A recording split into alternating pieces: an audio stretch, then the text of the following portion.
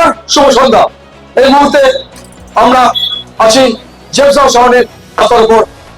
খবর বাংলা সংবাদ আয়োজিত শুরু করতে চলেছি সাধারণ মানুষকে নিয়ে অনুষ্ঠান জবাব চায় জনতা। এই কদিন আগে 25শে ডিসেম্বর গেছে এবং আমরা দেখেছি পশ্চিমবাংলা থেকে শুরু করে সারা ভারতবর্ষ জুড়ে বহুদিন উৎসব পালন হয়েছে।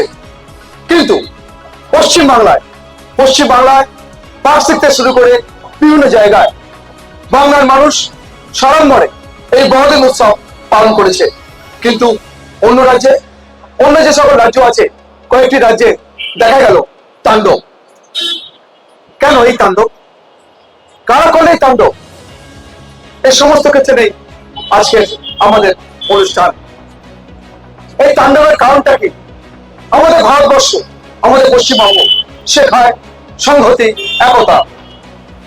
ভারতবর্ষ এমন একটি দেশ যেখানে আমরা সবাই এক, কিন্তু এখানে দাঁড়িয়ে আমরা দেখতে পাচ্ছি যে একটা ধর্ম নিয়ে খেলা চলছে। কেন হবে এই তাণ্ডব? তাই আমরা শুরু করতে চলেছি আজকের এই অনুষ্ঠান।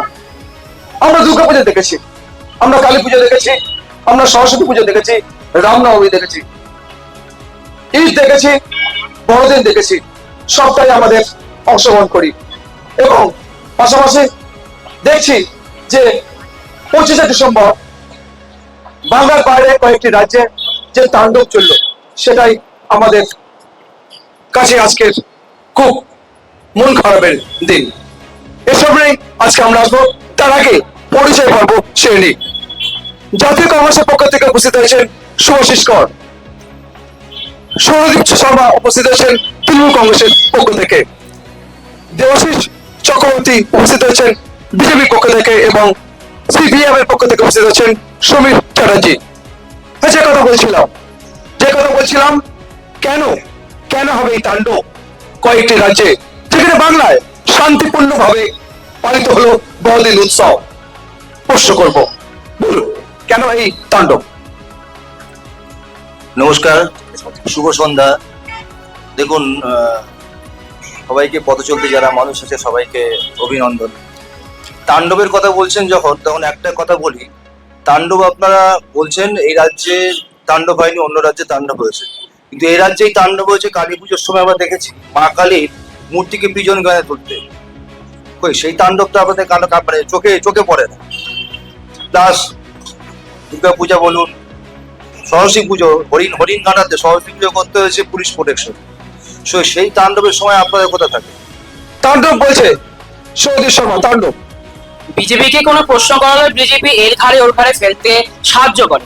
আমরা প্রত্যেকেই দেখেছি যে একটা সংস্থা, ক্রিমিনাল জঙ্গি সংস্থা, যাদের বজরঙ্গি বা দল বলে যেই সমস্ত নাম আছে, তারা প্রতিটা ঈদ হোক, ক্রিসমাস হোক, তারা গিয়ে হনুমান চালিসা পড়তে শুরু করে।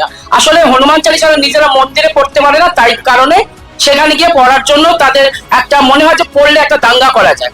এনারা বিজেপি বলছে যে হিন্দুরা নাকি ক্রিসমাসে চার্চে গেলে তারা নাকি হিন্দু বিরোধী। এদিকে নরেন্দ্র মোদী সকাল সকাল চার্চে গিয়ে বাইবেল পড়ছে, আমরা দেখছি সেখানে বসে বসে প্রার্থনা করছে। তাহলে নরেন্দ্র মোদী কি তাহলে হিন্দু বিরোধী? তাহলে সত্যি বলছে নরেন্দ্র মোদী হিন্দু বিরোধী? কি বলছে? দেখুন, ভারতবর্ষ হচ্ছে সর্বধর্মের দেশ, ঠিক আছে? ভারতবর্ষ হিন্দু বিরোধী কারা আসা তো বর্তমানে দেখতেই পাচ্ছে তার মানুষের। ঘটনা হচ্ছে যে আমার বন্ধু বললো, তৃণমূলের বন্ধু বললো যে উৎসব। আচ্ছা, একটা কথা বলুন তো, দুর্গাপূজাতে দেখেছি আমরা প্যান্ডেলে আজান বাজতে, কেন হবে? তো তাই যদি হয়, আমরা সারা রাস্তায় বসে আমরা হনুমান চালিসা পাঠ করি, অসুবিধা কোথায় আছে? কি বলবেন শৈল হনুমান চালিসা পাঠ করলে? এবং এই তাণ্ডব প্রসঙ্গে, যেখানে বাংলায় সাড়ম্বরে উৎসব পালন হলো বড়দিন, এবং দেখা গেল একাধিক রাজ্যে সেই তাণ্ডব ঠিক বড়দিনে, কি বলবেন?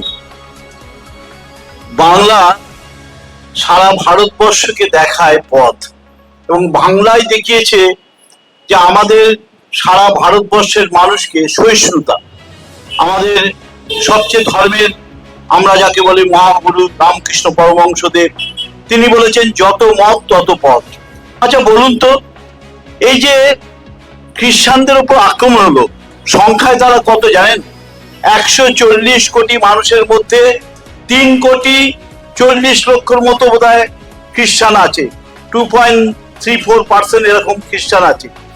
এই মানুষরা তাদের একটা ধর্মের উৎসব পালন করবে, সেখানে তাদেরকে আক্রমণ করা হচ্ছে কি বলে, যে সমস্ত মানুষ এসছে তাদেরকে নাকি ধর্মান্তর করা হয়েছে।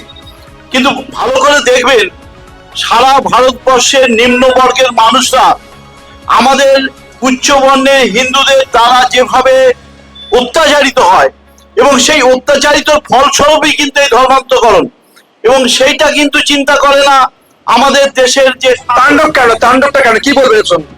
তাণ্ডব এই জন্যই করছে যে তাদের এই ধর্মের সহিষ্ণুতা নেই।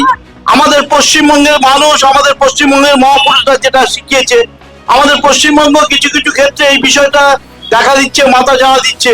কিন্তু আমরা পশ্চিমবঙ্গের মানুষরা, আমরা রামমোহনের সেই বংশধরের তরফ থেকে এসেছি, আমরা সেই বিদ্যাসাগরের পক্ষ থেকে এসেছি, আমরা কিন্তু সেটাকে বাড়তে দিই না। তাণ্ডব নিয়ে কি বলবেন, বলুন শুভশ্রী।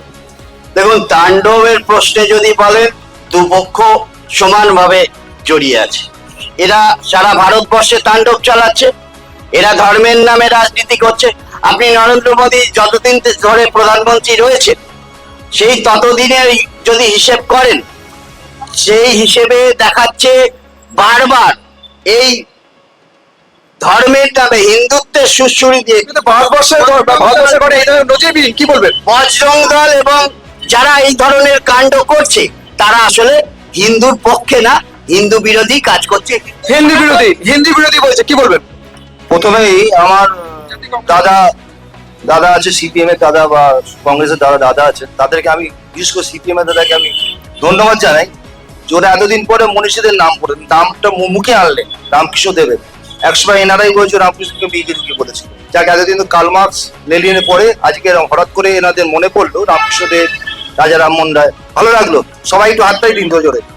ঘটনা হচ্ছে যে তাণ্ডব যেটা বলছেন না, বাংলাদেশে যে তাণ্ডব হচ্ছে, এনারা কি অন্ধ হয়ে বসে আছেন নাকি চোখে তুলসী পাতা গুজে বসে আছে?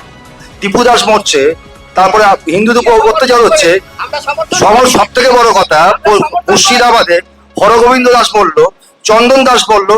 আজকে এদের চোখের জল, প্যালেস এই জন্য চোখের জল তো শুকিয়ে গেছে। আজকে ভারতবর্ষে কেন হচ্ছে? ভারতবর্ষে হচ্ছে বলতে ভারতবর্ষ কোথায় হচ্ছে?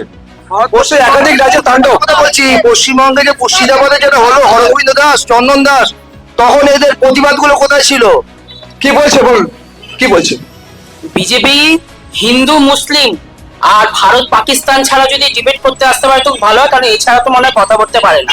আমরা কিছুদিন আগে দেখেছি যে মতুয়াদের নাম যেখান থেকে এসআইআর থেকে বাদ গেছে, মতুয়াদেরকে বিজেপি সাংসদরা কিভাবে চুলের মুঠি ধরে মারছে শান্তনু ঠাকুরের বাড়ির সামনে, সেও হিন্দু। আজকে যাদের নাম বাদ যাচ্ছে, আমরা দেখছি যে 80 বছরের একজন বৃদ্ধা যার নাম এসআইআর হিয়ারিং এসছে, তিনিও একজন হিন্দু।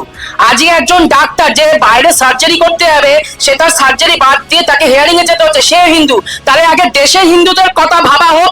আজকে দেশের সংখ্যালঘুদেরকে যেভাবে আক্রমণ করা হচ্ছে হিন্দুত্ববাদী হয়ে, আজ নিউজিল্যান্ডে আজ হিন্দুদের পতাকা পরানো হচ্ছে, আজ বিদেশে শ্রীরামচন্দ্র শ্রীকৃষ্ণকে বলা হচ্ছে অসুর। আজকে এর জন্য দায়ী কে? আজকে এর দায়ের জন্য বিজেপি। সবটাই ক্ষমতার খেলা। কি বলছেন ধরুন, কি বলছে এদিকে? দেখুন, যখন 2019 সালে যখন সিএ বিল পাস হয়েছিল, সেই সিএল বিলের নামে আমাদের পশ্চিমবঙ্গের তাণ্ডবটা আমরা দেখেছিলাম নিশ্চয়ই।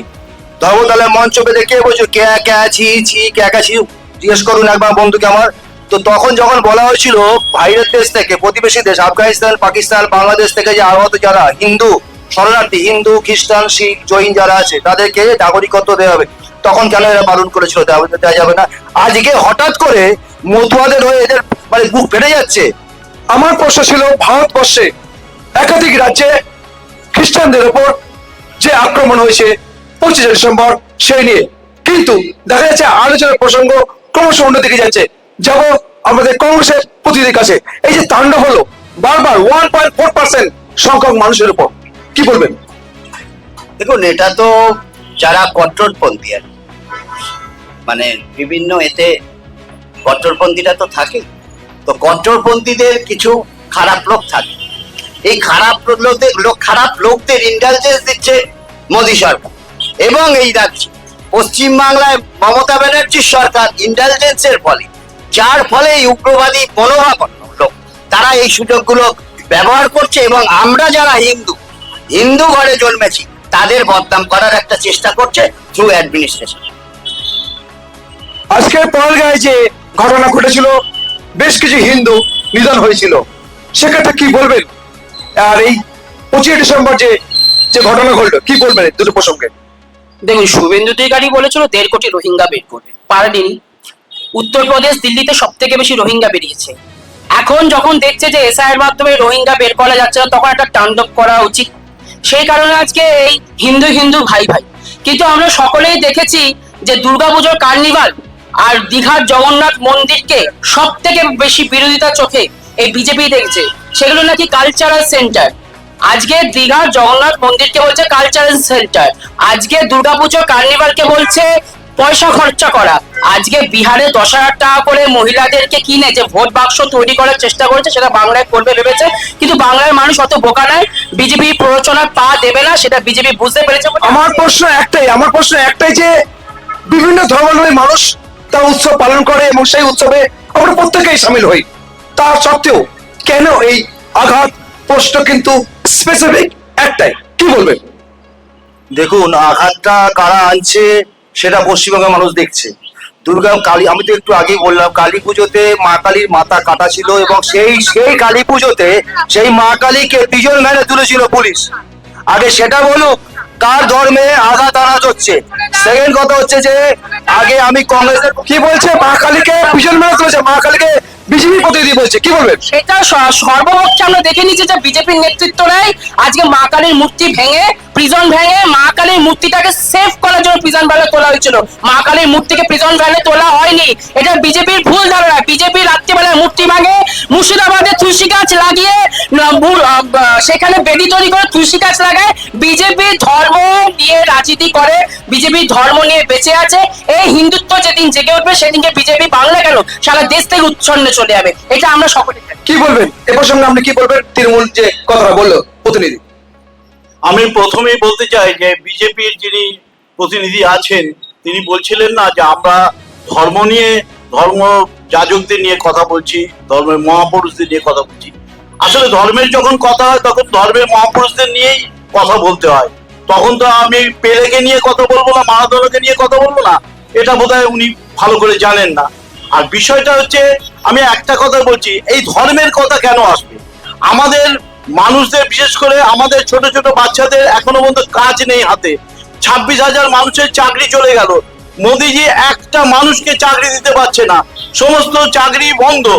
আমরা সেই সব নিয়ে কথা বলছি না, দুটো পক্ষে হিন্দু মুসলমানের লড়াই লাগিয়ে দিচ্ছি সারাক্ষণ টিভিতে, সমস্ত জায়গায়, সমস্ত প্রচারে শুধু একটাই কথা, ধর্ম ধর্ম ধর্ম। আমরা বলুন তো, ধর্ম নিয়ে কি আমরা বেঁচে থাকবো? আমাদের হাতে যদি কাজ না থাকে, আমাদের হাতে যদি পেটে যদি ভাত না থাকে, তাহলে ধর্ম নিয়ে আমরা করবোটা কি? ধর্ম নিয়ে খাবো না ধর্ম নিয়ে মাথায় মাখবো? এ প্রসঙ্গে আপনি কি বলবেন? ধর্মের কথা বলুন। কংগ্রেস বিহারে বিজেপিকে সহায়তা করেছে এবং আমরা দেখেছি বিজেপি বিপুল ভোটে জিতেছে। আজকে বাংলায় এসে ধর্ম, চাকরি, শিল্প নিয়ে কথা বলছে। গত 14 বছর ধরে, মানে যবে থেকে নরেন্দ্র মোদীর সরকার এসছে, আজকে কিন্তু জাতীয় কংগ্রেসের ভ্যালু কমে গেছে। কিন্তু আজকে বাংলায় দাঁড়িয়ে এই কথাগুলো বলা যায় কারণ বাংলা গণতন্ত্রে বিশ্বাস করে। আজ বাংলার মাটিতে দাঁড়িয়ে, বেহালায় দাঁড়িয়ে এই ধরনের কথা বলা যেতে পারে কারণ গণতন্ত্রে বিশ্বাস করে। এখানে বিরোধিতা করলে এখানে চাবুক দিয়ে পেটানো বা রাত্রিবেলা বোম ছোড়া, এই সমস্ত বিষয় নিয়ে কথা হয় না। এবার আমি একটু হিন্দুত্ব কথা আসবো। আজকে রামকৃষ্ণ মিশনে প্রতি বছরে নয়, এবছর আমরা দেখেছি যীশু খ্রিস্টর জন্মদিন উদযাপন হচ্ছে, পুজো হচ্ছে। তাহলে আজকে রামকৃষ্ণ মিশনে যারা হচ্ছে সেই হিন্দুত্ববাদীদের থেকেও বড় হিন্দুত্ববাদী আজকে বিজেপি হয়ে গেল নাকি? যেই আরএসএস আগে ব্রিটিশদের দালালি করতো, আগে স্বাধীনতা আন্দোলনে যে আরএসএস বিজেপির বাবা যারা আজকে ব্রিটিশদের দালালি করতো, তারা আজকে হিন্দুত্ব নিয়ে কথা বলবে, তারা যে তুলসী পুজো নিয়ে কথা বলবে। আজকে আপনারা যদি নেটে দেখেন 2000 কংগ্রেস কি বিহারে ভোট কেটেছিল, কি বলবেন? দেখুন, সারা ভারতবর্ষে কি বলছে ছোট ভাই আমি বুঝতে পারছি। সারা ভারতবর্ষে লড়াইটা বিজেপির সাথে আমাদের, সারা ভারতবর্ষে। এরা যদি মনে করে যে 42টা আসনের মধ্যে সীমাবদ্ধ, 2019-এ কংগ্রেস বিজেপির সাথে টাই আপ করেছে। কোথায় কোথায় কংগ্রেসের সাথে বিজেপির জোট হয়েছে? বাজে কথা। সালে 21 সালে সিপিএম আপনারা শুনলাম যে আমাদের প্রশ্ন ছিল কেন কেন আজকের একাধিক রাজ্যে খ্রিস্টানদের উপরে আক্রমণ হলো 25শে ডিসেম্বর। আসুন সাধারণ মানুষ কি বলছে। কেউ আছে কি কিছু বলবেন? কেউ আছেন কিছু বলবেন? আপনি কিছু বলবেন? আপনি আপনি কিছু বলবেন? আপনি কিছু বলবেন? আপনি যে আক্রমণ হলো কিছু বলবেন? আপনি? এটা বিজেপি বলেই সম্ভব। বিজেপি শাসিত রাজ্যগুলোতে বেশি হচ্ছে, আর বিজেপি যতদিন ক্ষমতায় থাকবে যে কোনো ধর্মের মানুষের উপর এরকম আঘাত আসবে। আর কিছু প্রশ্ন আছে? সাধারণ মানুষ প্রশ্ন করলো বিজেপির প্রতিনিধির কাছে যে যতদিন বিজেপির ক্ষমতা থাকবে এই আক্রমণ হবে বলছে সংখ্যালঘুদের উপর, কি বলবেন? আমি একটাই প্রশ্ন করতে চাই ভাই, দেশটা ভাগ হয়েছিল কার ভিত্তিতে? ধর্মের ভিত্তিতে। দেশটা ভাগ হয়েছিল ধর্মের ভিত্তিতে। তো ন্যাচারালি বিজেপিকে দোষ দিয়ে লাভ নেই। আপনি দেখুন আপনি দেখুন আপনি দেখুন আপনি দেখুন সারা ভারতবর্ষে কোথায় কোথায় গন্ডগোল হচ্ছে। আর সেকেন্ড কথা, ভারতবর্ষের বাইরে দেখুন আজকে বাংলাদেশে হিন্দুদের অবস্থা দেখুন, আগে সেদিকে তাকিয়ে দেখুন, আগে সেদিকে তাকিয়ে দেখুন। আর সেকেন্ড কথা, ভারতবর্ষটা ভাগ হয়েছে ধর্মের ভিত্তিতে, অন্য কিছু নয়। তো ন্যাচারালি ধর্ম নিয়ে কারা রাজনীতি করে সেটা 1947 সাল শুনছি সাধারণ মানুষ কি বলছে, শুনবো শুনবো সাধারণ মানুষ। বলুন বলুন বলুন। হিন্দু মহাসভার প্রস্তাব, দেশ ভাগ করতে হবে। শ্যামাপ্রসাদ মুখার্জি বলছে বাংলা ভাগ, দেশ ভাগ পরে হবে, আগে বাংলা ভাগো। এগুলো তো আপনাদের প্রস্তাব, এগুলো তো বিজেপি RSS জনসংঘ, এগুলো আপনাদের প্রস্তাব। আর কিছু বলবেন? প্রশ্ন রাখবেন? তারপরে বলবো। সাধারণ মানুষ প্রশ্ন করলো। এখানে একজন সিপিএম এর প্রতিনিধি সমিত আছে, বলুন কি বলবেন? আমার আমার একটাই কথা, যে এই যে মৌলবাদী চিন্তা ভাবনা, এই চিন্তা ভাবনা যে কোনো ধর্মেই হোক, সে হিন্দু ধর্মেই হোক, মুসলিম ধর্মই হোক, মৌলবাদী চিন্তা ভাবনা যে কি ভয়ঙ্কর জিনিস সেটা আজকে আমরা বাংলাদেশে দেখতে পেয়েছি। এবং এখন আমরা ভারতবর্ষ দেখতে পাচ্ছি, যখন এই বড়দিনের সময় প্রায় 700, আপনারা জেনে রাখুন, 700টা চার্চে গিয়ে আক্রমণ হয়েছে। এমনকি বাচ্চা বাচ্চা শিশুরা তারা এই ক্যারল গান, যেটা আমাদের বড়দিনের আগে হয়, সেই ক্যারল গানের উপর আক্রমণ হচ্ছে ছোট ছোট শিশুদের উপর। তাহলে বুঝতে পারছেন মৌলবাদ না, আমরা বলছি আমাদের যে বামপন্থী চিন্তা ভাবনা, যে আসলে রুটি রুজির যে লড়াই, সেই লড়াইটাকে অন্ধকারে সাধারণ মানুষ বলছে যতদিন বিজেপি থাকবে এই আক্রমণ হবে। আমরা প্রসঙ্গে কি মতামত, কি বলবেন? সাধারণ মানুষ প্রশ্ন করছে বিজেপি শাসাচ্ছে, বিজেপি উত্তর দিতে পারছে না, কারণ বিজেপির কাছে কোনো উত্তর নেই। আজকে আমরা দেখেছি শপিং মল থেকে স্কুল, মানে বিজেপি শাসিত রাজ্যে, সেখানে ভাঙচুর হচ্ছে। বাংলায় করতে পারেনি, কারণ বাংলায় একটা নিয়ম শৃঙ্খলা আছে। আজকে আমরা দেখেছি চার্চের সামনে গিয়ে হনুমান চালিসা পড়ছে। এরা কোনোদিনও মানে মন্দিরে যায়নি। আজকে আমরা দেখছি গীতা পাঠের অনুষ্ঠানে গিয়ে চিকেন প্যাটিস যে বিক্রেতা তাকে মারছে। আসলে আমরা সকলেই জানি যে শ্রীকৃষ্ণ অর্জুনকে বলেছিলেন যে প্রতিটা জীবের মধ্যেই নারায়ণ বাস করে। তাহলে গীতা পাঠ পড়ার পর কি করে একজন প্যাটিস বিক্রেতাকে এইভাবে আক্রমণ করলো? অর্থাৎ এই বাংলায় ক্ষমতা আসার জন্য বিজেপি নিম্ন থেকে নিম্ন স্তরে যেতে পারে। আজকে রোহিঙ্গা করে প্রশ্ন করছে সাধারণ মানুষ যে বিজেপি যতদিন থাকবে ততদিন আক্রমণ হবে, কি বলবেন? বিগত পঞ্চায়েত নির্বাচনে 80টার মতো খুন হয়েছে। কংগ্রেসের কর্মীদের খুন করেছে। এই দক্ষিণ 24 পরগনা জেলায় একটা জায়গায় ভোট হয় না, একটা জায়গায় সুষ্ঠু ভোট হয় না। কি বলছে? ভোট হয় না, ভোট হয় না বলছে। না, উনি কি সিপিএম থেকে? উনি তাহলে উনি বলুক ওনাদের 34 বছরের রাজত্বে ঠিকঠাক করে ভোট হয়েছে তো? ওনাদের 34 বছরের কংগ্রেস আচ্ছা, উনি জাতীয় কংগ্রেস, আমি সেটাই আপনাকে জিজ্ঞেস করছি। আপনি জাতীয় কংগ্রেসের লোক হয়ে আপনি জানেনই না, আপনি জাতীয় কংগ্রেসের লোক হয়ে আপনি জানেনই না যে বাংলায় ভোট হচ্ছে। আজকে বাংলার মানুষ তাহলে তৃণমূলের বিরুদ্ধে কথা বলতো, আর আজকে বাংলার মানুষ আপনাদের বিরুদ্ধে কথা বলছে, আপনাদের বিরুদ্ধে, আজকে সিপিএম এর বিরুদ্ধে কথা বলছে, আপনাদের বিরুদ্ধে কথা বলছে আজকে বাংলার মানুষ। আজকে বেহালায় এখানে দাঁড়িয়ে আজকে বাংলার বিরুদ্ধে কথা বলছে না, আজকে আপনাদের বিরুদ্ধে। তাহলে আপনারা আজকে ব্যাকআপ ফ্যাক্টরি 34 বছর কি সত্যি ভোট হয়েছিল, কি বলবেন?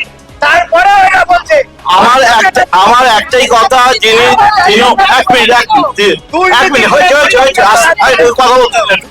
আমার কথা হচ্ছে যে তৃণমূলের প্রতিনিধি যেটা বলছেন যে সমস্ত জায়গায় ভোট হয়েছে, আমাদের নাকি 34 বছরে এরকম ভোট হয়নি।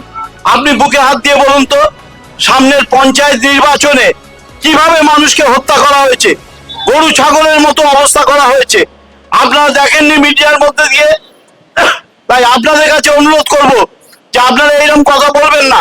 ভোট হোক, মানুষ তার নিজস্ব চিন্তা ভাবনা আমাদের ব্যালট বক্সের মধ্যে দিয়ে ব্যালট বক্সে ফেলুক, বা যে জিতবে, কিন্তু এইভাবে খুন খারাপের মধ্যে দিয়ে নির্বাচন হবে কেন?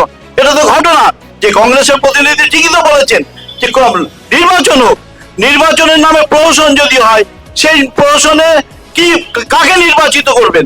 হয়তো যে নির্বাচিত হওয়ার নয় সেই নির্বাচিত হয়ে যাবে। আপনাদের কাছে অনুরোধ করব যে আপনারা যারা দর্শকরা আছেন তাদের কাছে অনুরোধ করব আপনারা বিষয়টাকে ভাববেন কিভাবে আমাদের এখানে নির্বাচন হচ্ছে। এখানে বিজয়ী প্রতিনিধি আছে, কি বলবো? দেখুন, আজকে ভূতের মুখে রাম নাম। সিপিএম বলছে সুস্থ সবলভাবে ভোট হোক, তৃণমূল বলছে ভোটের মরে না মানুষ। আচ্ছা, 34 বছরের বাম শাসনে দেখেছে কত রক্ত ঝরেছে, সাদা ধান পাড়াতে দেখেছে মানুষের বাড়িতে। আর গত পঞ্চায়েত নির্বাচনে আমি আমার তৃণমূলের ভাইকে বলবো, ভাই একটু ভাঙনের দিকে তাকিয়ে দেখো কত মানুষ মরেছে ভাই। আর যারা মনে হচ্ছে তারা কারা? সবাই সংখ্যালঘু মানুষ মরেছে। রাজনীতির নামে, ভোটের নামে এই রক্তপাতটা কেন হবে? আজকে যারা পরিবর্তন চেয়েছিলেন, আজকে স্কুল কত বন্ধ পশ্চিমবঙ্গের বুকে, খুঁজে দেখুন কত স্কুলের মাস্টার নেই। আজকে দুর্নীতির জন্য 19,000 শিক্ষকের চাকরি চলে গেছে। ঠিক আছে, আসছি পরের প্রসঙ্গে। আমরা শুনলাম যে ভারতবর্ষে 25শে ডিসেম্বর যে ঘটনা ঘটে গেল। এবার আসবে একটু অন্য প্রসঙ্গে। সম্প্রতি খসড়া তালিকা প্রকাশ হয়েছে এবং পাশাপাশি অনেক মানুষকে শুনানিতে ডাকা চলছে। বিভ্রান্ত, কি করবে, কোথায় যাবে? কারণ একটি মানুষের বয়স 70 বছর, বাড়ি ভাড়া নিয়ে থাকতো, বহু জায়গায় বাড়ি পাল্টেছে, নথি নেই, জমির দলিল নেই, শিক্ষা করার যোগ্যতার শংসাপত্র নেই, জন্মের শংসাপত্র নেই, পাসপোর্ট নেই, কোথায় যাবে? 70 বছর ধরে একটি মানুষ এই ভারতবর্ষে বসবাস করছে, তাকে কি ভোটার করা হবে, সন্তান ভোটার করা হবে? কি বলছে উপস্থিত রাজনৈতিক দলের প্রতিনিধিরা, শুনবো এই মুহূর্তে। কি বলবেন? 70 বছর একটি মানুষ ভারতবর্ষে বাস করছে, শুনানিতে ডাকা হয়েছে, কি করবে? এ প্রসঙ্গে আপনার মতামত কি, বলুন।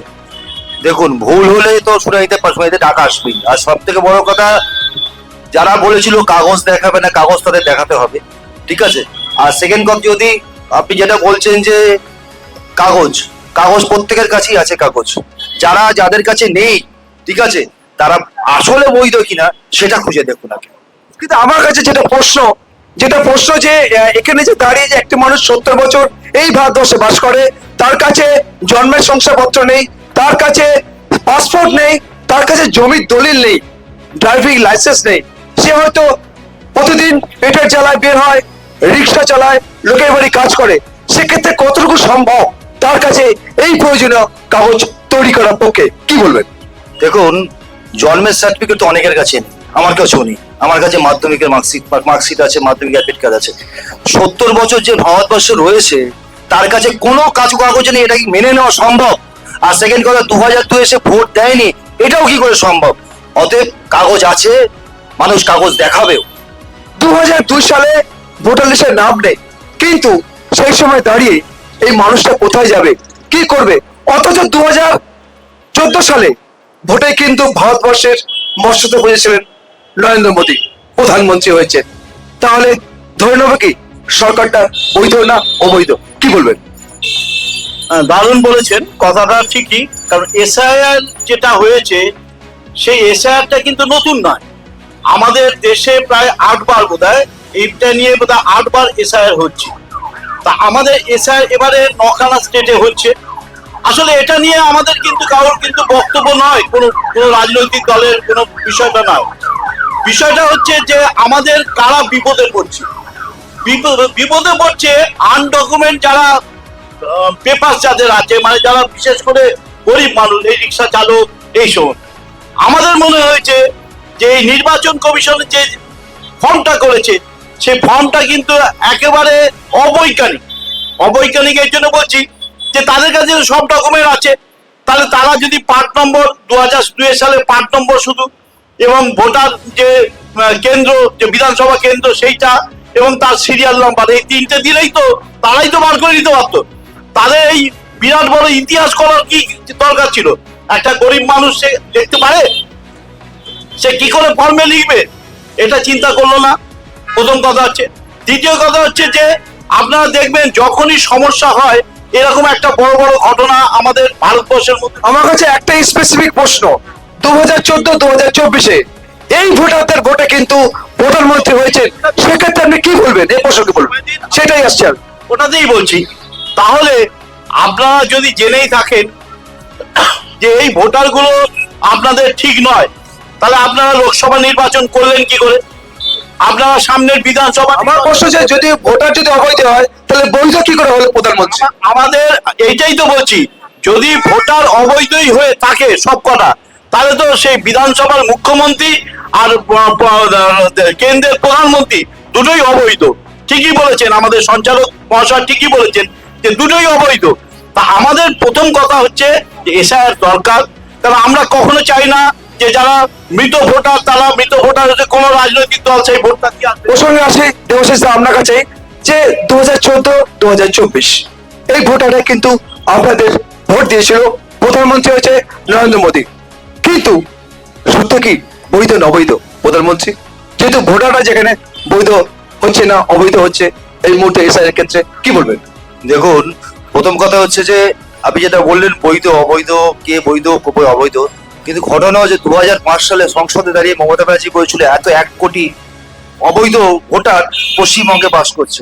তো ভাই আজকে যখন অবৈধ ভোটারকে বার করা হচ্ছে, এসআই তো আগেও হয়েছে, আমার দাদা বললো আজ 8 বার হয়েছে। হ্যাঁ অবশ্যই 8 ওনাদের সময় হয়েছে 2002 সালে।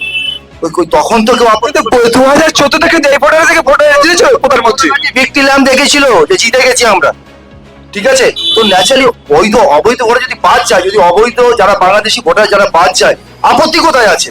আপনি দেখা তো কথা নয়। আর সেকেন্ড কথা হচ্ছে আপনি যে বললেন 70 বছরে যারা বাস করছে ভারতবর্ষে তাদের কাছে কাগজ থাকবে না, এটা তো অস্বাভাবিক ব্যাপার, হতেই পারে না। তাদের কাছে কাগজ অবশ্যই আছে, এবং যেটা এসআইআর হচ্ছে যে অবৈধ ভোটার বাদ যাচ্ছে, মৃত ভোটার বাদ গেছে, যারা সিক্রেট ভোটার বাদ গেছে, যারা বাংলাদেশ থেকে সেখানে রয়েছে তাদেরও ভোটার, অবৈধ ভোটার অবশ্যই বাদ যাবে। আমার কাছে আমাদের কাছে এও প্রমাণ আছে যে এরকম মানুষ আছে এই বাংলায়, এই এখানে আছে, কলকাতাতে আছে, যেখানে বসবাস করছে, ভাড়া ঘর প্রতি মুহূর্তে তারা চেঞ্জ করছে প্রত্যেক বছর বছর, কিন্তু আধার, ভোটার, প্যান, রেশন কার্ড ছাড়া আর কোনো কাগজ নেই, না আছে জমির দলিল, না আছে পাসপোর্ট, না আছে জন্মের শংসাপত্র।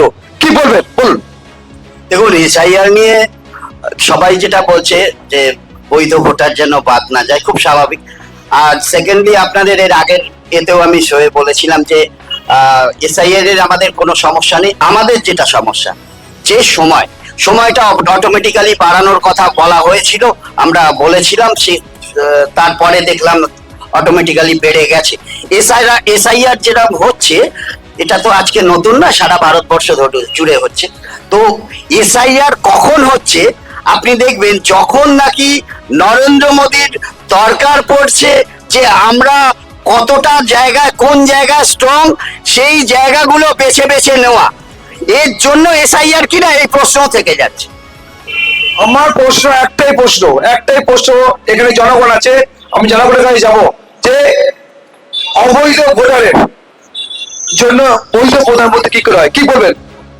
বললাম, হ্যালো, বলছি আমাদের যে এসআই পর্ব চলছে, আমরাও চাই এসআই হোক এবং বৈধ ভোটারদের যে কোনোভাবে নাম বাদ না যায়। কিন্তু এই যে এত বিপুল টাইম পর, অনেক সময় অনেক দিন হওয়া উচিত ছিল, সেগুলো হয়নি।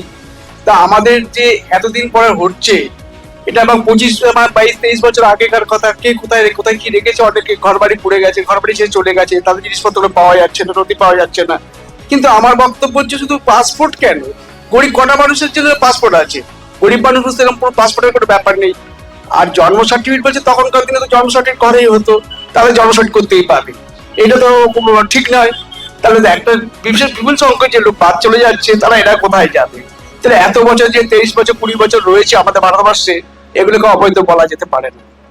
আপনি কি বলবেন এই প্রসঙ্গে? আপনি কি বলবেন? ঠিক আছে, সামনে আসুন। এই যে এসআইআর যে বিষয়টা ঘটছে, এবং এই যে বৈধ ভোটার, অবৈধ ভোটারে বৈধ যারা নির্বাচিত প্রতিনিধি প্রধানমন্ত্রী হয়েছে, কি বলবেন? মানুষকে হয়রান করা হচ্ছে, সর্বোপরি সবচেয়ে বড় কথা, মানুষকে হয়রান করা হচ্ছে।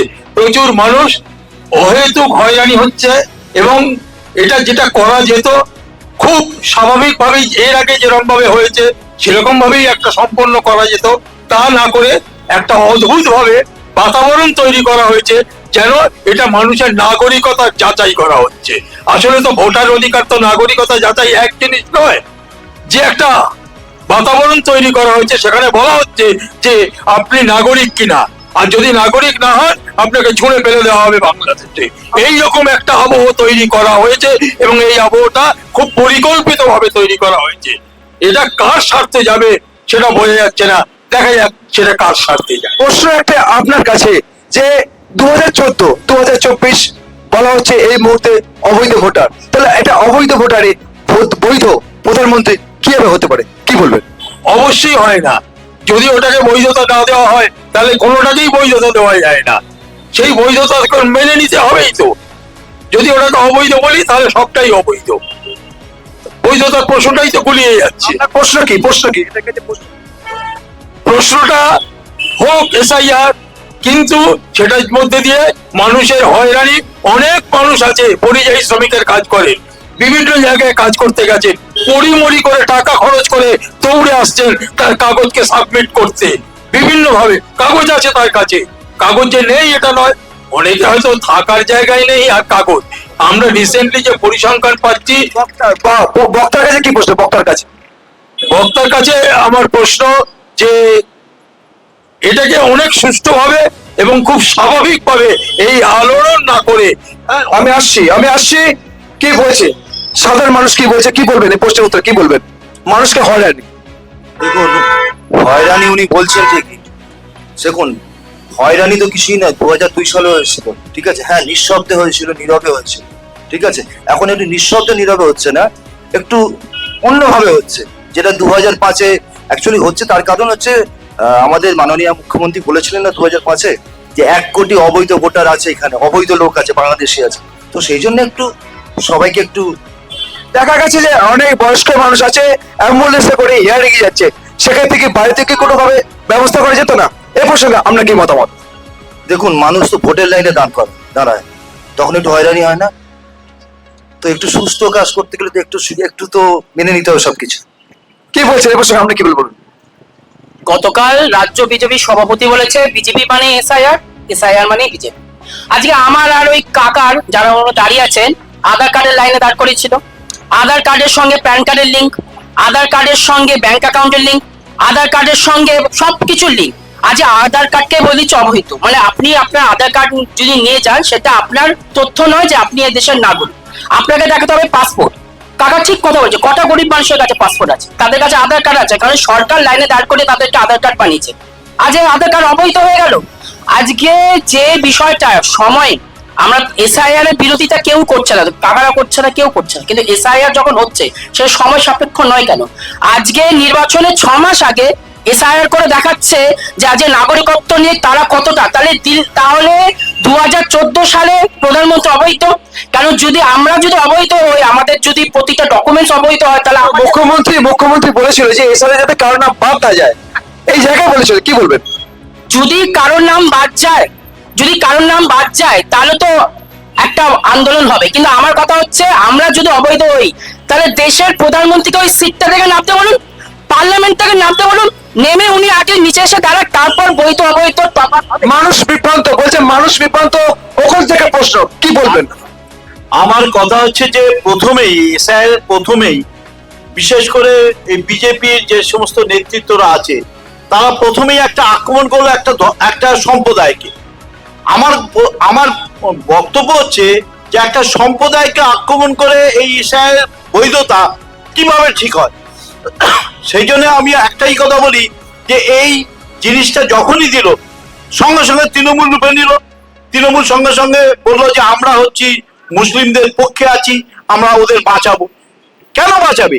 একটা মুসলিম মানুষ, সেও আমাদের ভারতবর্ষের নাগরিক, এবং আমাদের একজন হিন্দু, সেও একজন ভারতবর্ষের নাগরিক। দুজনেই যদি বৈধ পায়, এসআইআর নিয়ে মানুষ বিভ্রান্ত, কি বলবেন? শুধু বিভ্রান্ত নয়, মানুষকে এমন ভাবে দুটো রাজনৈতিক দল মিলে ভয় দেখিয়েছে, মানুষ একটা ফর্ম, শিক্ষিত মানুষ একটা ফর্ম ফিল আপ করার জন্য ছুটে আসছে এজেন্টের কাছে। এবার দেখুন, আপনি ভালো করে খোঁজ খবর নিই এই এসআইআর এর জন্য এই শীতকালে যে ব্লাড সঞ্চয় হতো, ব্লাড ডোনেশন করে যে ক্যাম্পগুলোতে আপনি রক্তের স্বল্পতা দেখা দিচ্ছে। এই রক্তের স্বল্পতার ফলে ব্লাড ব্যাংকগুলোতে যেহেতু হচ্ছে না, ব্লাড নেওয়া হচ্ছে না বিভিন্ন জায়গায়। সারা শীতকালে আমরা দেখতাম অন্তত নভেম্বর, ডিসেম্বর, জানুয়ারি এই অবধি রক্তদান শিবির চলতো। আপনি খবর নিয়ে দেখুন রক্তের শর্টেজ হয়েছে। শূন্য মানুষের যে ভাবনা, যে মানুষের সমস্যা এসআই নিয়ে বলছেন, রক্ত যে সংগ্রহের সমস্যা, ওখানে যে দর্শকের আসর থেকে বলা হচ্ছে যে দর্শক তাদের বিভ্রান্ত, কি বলবেন? দেখুন, মানুষ বিভ্রান্ত নয়, রাজনৈতিক দলগুলি বিভ্রান্ত, বিরোধী দলরাই বিভ্রান্ত। কারণ মমতা ব্যানার্জি প্রথমে বলছিল এসআই করতে দেবো না, এসআই হয়ে গেছে। আর সেকেন্ড কথা হচ্ছে ভারতবর্ষের যারা নাগরিক সে হিন্দু, মুসলিম, খ্রিস্টান, শিখ যারা বৈধ, তারা ভারতবর্ষের নাগরিক ছিল, নাগরিক আছে, নাগরিক থাকবে, তাদের কোনো ভয় নেই। কিন্তু অবৈধভাবে যারা রয়েছে তারা ভারতবর্ষে তাদের ঠাঁই হবে না, হবে না, হবে না। আমার কাছে চারজনের কাছে একটাই প্রশ্ন, যদি কোনো বৈধ নাগরিক এই এসআইআর থেকে বাদ যায় তাহলে কি হবে বলুন আপনি। দেখুন, প্রথম কথা হচ্ছে বৈধ নাগরিকত্ব বাদ দেওয়ার কোনো গল্প নেই। আর সেকেন্ড কথা, যদি বৈধ নাগরিক বাদ, তাহলে অনেক অপশন আছে। যদি হলে কি হবে? অপশন অনেক আছে, তাদের আবার মানে ভোটার তালিকায় তোলার অপশনটা থাকছে, এবং সবসময় কোর্টও তো খোলা আছে, ওতে ভয় পাওয়ার কি আছে, করতে দিন না। আপনারা বিজেপির পক্ষ থেকে কতটুকু সাহায্য করবেন? অবশ্যই মানুষ যদি এই ভাইরাস যদি আমাদের কাছে আসে, অবশ্যই আমরা সর্বতভাবে সাহায্য করব। আপনারা কিভাবে বামপন্থের পক্ষ থেকে সাহায্য করবেন এসে যদি প্রকৃত নাগরিকের নাম বাদ যায় এসআইআর, কি বলবেন? আমরা একটা কথাই বলেছি যে হিন্দু হোক, মুসলিম হোক, যে কোনো সম্প্রদায়ের বৈধ ভোটার যদি একজনকেও বাদ দেয়, আমাদের কমরেড বিকাশ রঞ্জন ভট্টাচার্যের নেতৃত্বে আমাদের বিখ্যাত লয়ার, তার নেতৃত্বে আমাদের আইনজ্ঞের সেল তৈরি হয়েছে, এবং তাদের আইনের সহায়তা দেবো, বিনা পয়সা দেবো। এটা আমরা পরিষ্কার বলে দিচ্ছি, একজন বৈধ ভোটারকে আমরা বাদ দিতে দেবো না। কংগ্রেসের পক্ষ থেকে যদি বৈধ নাগরিক বাদ যায়, আপনারা কি ভূমিকা নেবেন? আমাদের দলের পক্ষ থেকে কি বলবেন? দলের পক্ষ থেকে তো আমরা ভূমিকা রাস্তায় নিতে পারি, কিন্তু আইনানুগ ভাবে যদি একজন বৈধ ভোটার বাদ যায় তাহলে তাকে তো কোর্টে মুভ করতে হবে, এবং কোর্ট যা দাঁড়ায় দেবে সেটা নির্বাচন কমিশনকে মাথা পেতে নিতে হবে। মানুষের কাছে কি মানে কিভাবে সাহায্য করবেন মানুষকে, সেটাই বলছি। মানুষকে সাহায্য করার ভারতীয় জাতীয় কংগ্রেস বিগত দিনে বহু করে এসছে। আমরা এখন একটু দুর্বল হয়ে গেছি ঠিকই, কিন্তু আমরা ভারতীয় জাতীয় কংগ্রেসের কর্মীরা, সৈনিকরা যারা যেখানে থাকি, মানুষের সামান্য প্রয়োজনে ছুটে যায়, এবং মানুষের কাছে বার্তা আছে যে কংগ্রেসের। এবার আসবো শাসক গোষ্ঠীর কাছে, কারণ শাসক গোষ্ঠী এসআইআর এর ক্ষেত্রে একটা গুরুত্বপূর্ণ ভূমিকা নিয়েছে। ইতিমধ্যে অভিষেক ব্যানার্জি সেই ভার্চুয়াল মিটিং এর মাধ্যমে বিএলএদের তার মতামত দিচ্ছে কিভাবে এই এসআইআর এর যে সাধারণ মানুষের নাম বাদ যায়, কি বলবেন আপনি, বলুন। বিএলএ 2 যারা আছে, যাদের হাতে পুরো বুথের একটা ডেটা থাকবে যে কে কার পরিবারে আছে। আজকে তৃণমূল কংগ্রেসের থেকে এসআইআর এর ক্যাম্প হচ্ছে, এবং শুভেন্দু অধিকারী বলেছিল কোনো হিন্দুদের নাম। আমার প্রশ্ন স্পেসিফিক যে আমরা মানুষকে কতটুকু সাহায্য করতে পারবে সেটাই বলুন। অশ্বত্থামা হত ইতি গজ, বিজেপি হত হচ্ছে, আগামী 2026-এ গত হবে। তাই বিজেপির কাছ থেকে আমরা কোনো আশা করবো না যে কিভাবে কি হবে, কিন্তু তৃণমূল কংগ্রেস সর্বদা মানুষের পাশে ছিল, আছে, থাকবে। আজ শুভেন্দু অধিকারী বলেছিলেন যে প্রতিটা হিন্দুর নাম থাকবে, কিন্তু মতুয়াদের নাম নেই। আজ তৃণমূল কংগ্রেসের কাছে তারা গিয়ে সেই সমস্ত ক্যাম্পে গিয়ে তারা হেল্প চাইছে, ফর্ম ফিল আপ করছে। তৃণমূল কংগ্রেস সারা জীবন মানুষের পাশে ছিল। তো আমার কাছে একটাই প্রশ্ন, যে কটা মানুষের কাছে পাসপোর্ট আছে, কটা মানুষের কাছে জন্মের শংসাপত্র আছে, কটা মানুষের কাছে জমির দলিল আছে, কি বলবেন? বিজেপি তো বলছে আমরা নাকি ফেক সার্টিফিকেট ইস্যু করছি, আমরা নাকি ফেক বার্থ সার্টিফিকেট ইস্যু করছি। আমরা ফেক বার্থ সার্টিফিকেট ইস্যু করছি না। আমরা যেটা ঠিকঠাক ভাবে যে তথ্য অনুযায়ী যে সার্টিফিকেট ইস্যু করছি। বিজেপির কাছে তো অপশন আছে, হাইকোর্টে যাক, সুপ্রিম কোর্টে যাক, মামলা করুক, দাঁড়িয়ে আছে কেন? মামলা করার ক্ষমতা কেন? জানে তৃণমূল কংগ্রেস যেটা করে বৈধভাবে করে এবং ঠিক কাজ করে। তাই বিজেপির আজকে সমস্যা হচ্ছে গত হয়ে যাওয়ার যে একটা বিষয়, একটা ভয় আছে, সেটা থেকে আজকে বিজেপি সরে আসছে। এবারে যে 1 কোটি যে রোহিঙ্গা বলা হয়েছে, রোহিঙ্গার কথা যে 1 কোটি রোহিঙ্গা এই বাংলায় আছে, কি বলবেন দেবশ্রী বাবু? এই আমরা তো বলিনি, বলেছে 2005-এ তো মমতা ব্যানার্জি বলেছিল, আমরা তো তা রিপিট করেছি। আবার বলছেন কেন? 2005 সালে তো সংসদে দাঁড়িয়ে কাগজ ছুঁড়ে বলেছিল 1 কোটি অবৈধ অনুপ্রবেশকারী। তা আমরা তো ভুল কিছু বলিনি, আমার ওনার কথার সম্মান রেখে বলেছি, এটা আর তো কিছু না। আর সেকেন্ড কথা, ওনারা বলছে যে সব বৈধ, তৃণমূল সরকার সব বৈধ। চাকরিগুলো কি বৈধ ছিল? 19,000 যে চাকরি চলে গেল, সে প্রসঙ্গের বাইরে আসছি প্রসঙ্গের বাইরে। এবারে আরেকটি প্রসঙ্গ, যে প্রসঙ্গ সম্প্রতি বিহারে বিধানসভা নির্বাচন দেখেছি, সেখানে প্রসন্ত কিশোরের দল জনসমাজ পার্টি গঠন করলো বিধানসভা ভোটে ঠিক আগে, এবং আমরা দেখলাম তারা যে পরিমাণে টাকা খরচা করেছে, সেই টাকা বিজেপি যে টাকা খরচা করেছে তার সেকেন্ড পজিশনে। তাহলে এত বিপুল অর্থ তারা পেল কোত্থেকে?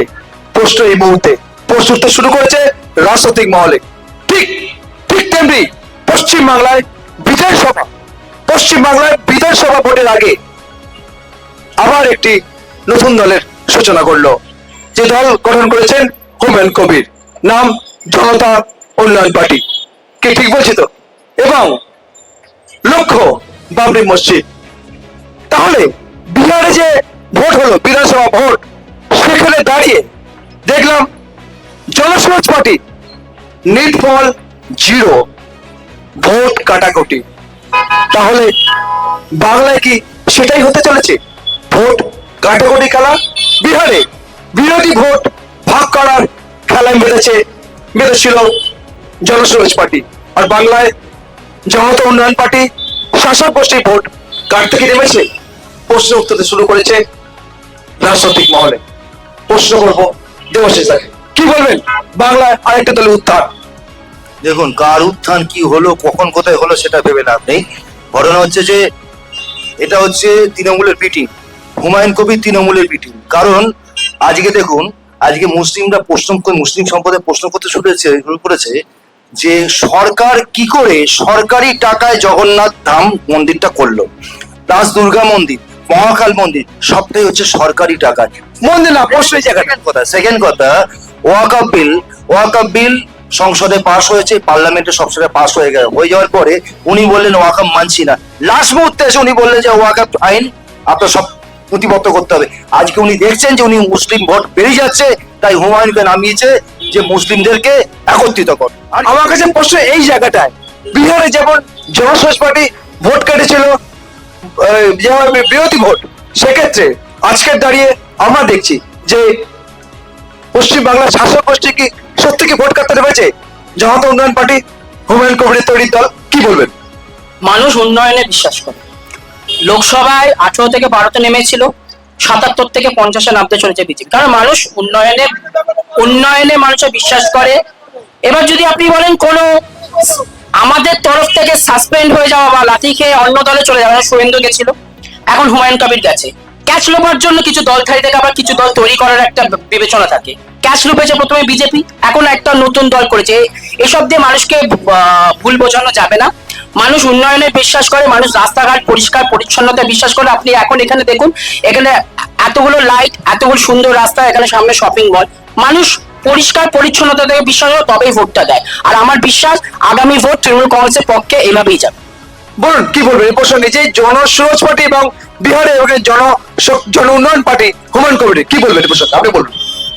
প্রথম কথা হচ্ছে যে নির্বাচন কিন্তু একটা সম্পূর্ণ অন্যরকম প্রথা, এটা মনে রাখবেন। কারণ আমি প্রায় 45 বছরের উপর আমি রাজনীতি করছি, আমি একটা জিনিস বুঝেছি, কিন্তু একটা বিষয় কিন্তু সবাইকে চিন্তা করতে হবে, একটা হুমায়ুন কবিরের ডাকে লক্ষ লক্ষ মুসলিমরা বেরিয়ে এলো কি করে? একটু সময় অল্প, একটু ছোট করে বলুন, সময় খুব অল্প। শুধু ধর্ম নয়, মনে রাখবেন তাদের মনের মধ্যেও কিন্তু রুটি রুজির ক্ষোভটা আছে। সেই জন্যই অত নতুন নতুন প্রজন্মের ছেলেরা, মুসলিম ছেলেরা বেরিয়ে এসছে। এটা কিন্তু একটা ভাববার বিষয়। এটা কিন্তু কংগ্রেসকে একই প্রশ্ন, আপনাকে প্রশ্ন করছে যে ভোট কাটাকাটি সত্যি কি খেলা? পশ্চিমবাংলা কি বলবেন? টাকার খেলা, এটা টাকার খেলা সম্পূর্ণভাবে। হুমায়ুন কবির দুদিক থেকেই নিচ্ছে। টাকা কে দিচ্ছে? টাকা কে? টাকা বিজেপি দেবে, দল তৈরি করবে, ও ভোট কাটবে তৃণমূলের আর জিতবে বিজেপি, এবং চোখ দেবে পরবর্তীকালে যদি বিজেপি টাকা দিচ্ছে, বিজেপি টাকা দিচ্ছে, কি বলবেন? বিজেপি কোথায় টাকা দিল? দাদার মতো মাথায় গন্ডগোল হয়েছে, বিজেপি টাকা দেয়নি। ওটা দেখুন আগে কোথায় কারা টাকা দিচ্ছে। এত টাকা আসছে কোথেকে? তৃণমূলের টাকা ওটা। ওটা তৃণমূলের টাকা বলছে, তৃণমূলের টাকা। সত্যি কি আপনাদের টাকা? দাদা তথ্য দিতে পারে না, দাদা এখানে ডিবেট করতে আসে। তৃণমূলের টাকা, এটা মানুষ যে সেভিংস থেকে যে টাকাটা দিচ্ছে সেটা সেই এই দেখুন রাম মন্দিরে প্রসাদের উপরে আজকে আমরা দেখি যে কত বড় বড় দুর্নীতি হচ্ছে। আসলে ধর্ম নিয়ে রাজনীতি তারাই করে যারা মানুষের মন কাটতে পারে না, মানুষের নার্ভ জানে না। মানুষের নার্ভ জানে তারা তৃণমূল কংগ্রেস সেই নার্ভকে বোঝে, তাই আজ তৃণমূল কংগ্রেস বেঁচে আছে বাংলার বুকে। তাহলে জনতা উন্নয়ন পার্টি কি আপনাদের ভোট কাটতে আসলে নেমেছে, কি বলবেন? জনতা উন্নয়ন পার্টি কোনো, দেখুন ওনারা হচ্ছে সাসপেন্ডেড নেতা। সাসপেন্ডেড হয়ে যাওয়ার পর যে যা ইচ্ছা করবে, কারণ বাংলার গণতন্ত্র বিশ্বাস করে যা ইচ্ছা করতে পারে। আজকে যদি বিজেপিকেও শুভেন্দু অধিকারী হিসাবে উপহার দেওয়া যায়, তো যে যাকে ইচ্ছা উপহার দিক, মানুষের সঙ্গে সত্যি বলবেন, এই যে ভোট কাটাকাটি বিষয় কি বলবেন? দেখুন উনি বলছে সাসপেন্ডেড, লোকটা এখনো সাসপেন্ডেড। এখনো হুমায়ুন কবির তৃণমূলের এমএলএ, এখনো হুমায়ুন কবির তৃণমূলের এমএলএ। তো এই যে জনতা উন্নয়ন পার্টি হচ্ছে তৃণমূলের বি টিম। এটা আগামী 2026 বিধানসভাতে আপনারা সবাই মিলিয়ে নেবেন, আর কেউ নয়। সংখ্যালঘু ভোট কোন দিকে যাবে? একদিকে জনতা উন্নয়ন পার্টি হুমায়ুন কবির তৈরি করেছে সংখ্যালঘু ভোট টানার জন্য, কি বলবেন? আমি একটা কথাই বলতে চাই যে এই আমাদের এই নির্বাচনটা, সামনে 26-এর নির্বাচনটা হওয়া উচিত মানুষের দুঃখ কষ্ট, রুটি রুজি, চাকরি এসব নিয়ে। হঠাৎ করে এই তৃণমূল আর বিজেপি দুজনের একটা বাইনারি করছে এই ধর্মের নিয়ে। আমরা বলছি ধর্ম কোথায় আসছে? রাজনীতিতে আমাদের এখানে রুটি রুজির প্রশ্ন। ধর্ম ধর্ম ধর্ম ধর্ম করে করে আমাদের আসল কথা। সংখ্যালঘু ভোট পশ্চিম বাংলায় সত্যি কি ভাগ হতে যাচ্ছে আগামী দিনে বিধানসভায়, কি বলবেন? ডেফিনেটলি ভাগ হচ্ছে। সংখ্যালঘু ভোট যত ভাগ হচ্ছে, যত নির্বাচন এগিয়ে আসছে, এসআইআর নিয়ে কথা হচ্ছে, এই সব একটা তৈরি করা সিস্টেম। এই তৈরি করা সিস্টেমের মধ্যে দিয়ে যাতে দুপক্ষর লড়াই, একটা দেখানোর লড়াই যে আমরা আছি, তোমরা আছো পাশাপাশি। সময় প্রায় শেষ আমাদের, কারণ সময় তো শেষ, আর সময়কে বেঁধে রাখবে কে? তাই বিতর্ক থাকুক সাধারণ মানুষের প্রশ্ন নিয়ে আমরা এইভাবে আগামী দিনে আপনাদের কাছে হাজির হব। নমস্কার, সমমদার পক্ষ থেকে জানাই অসংখ্য ধন্যবাদ।